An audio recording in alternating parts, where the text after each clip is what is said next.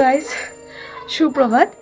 আজকে সকাল সকাল স্নান টান করে আমার পুজো দেওয়া শেষ হয়ে গেছে এবং সূর্য প্রণাম যখন করছি, এবং কালকে আমি একটা ভিডিওতে অনেকের ভিডিওতে দেখেছি যাতে মানে আকাশের মধ্যে সূর্যের চারিদিকে একদম কালো হয়ে কি একটা আছে। সো কালকে আমি দেখতে পারিনি যদিও, তো কালকে আমি রাত্রেবেলা ভিডিওটা দেখেছিলাম। সো আজকে যখন সূর্য প্রণামটা করছিলাম তো মনে মনে ভাবছিলাম যে হয়তোবা কালকে জিনিসটা হয়তোবা আজকে হতে পারে।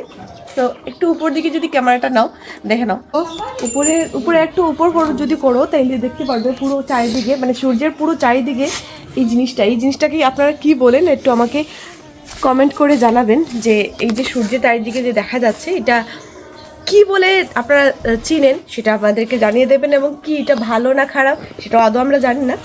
এবং কালকে অনেকে ভিডিওটা দেখেছি, আজকে ভাবিলে আমি আমার চোখে দেখছি, মানে খালি চোখে দেখা যাচ্ছে না যদিও, কিন্তু ক্যামেরাতে ভীষণ ভালোই লাগছে।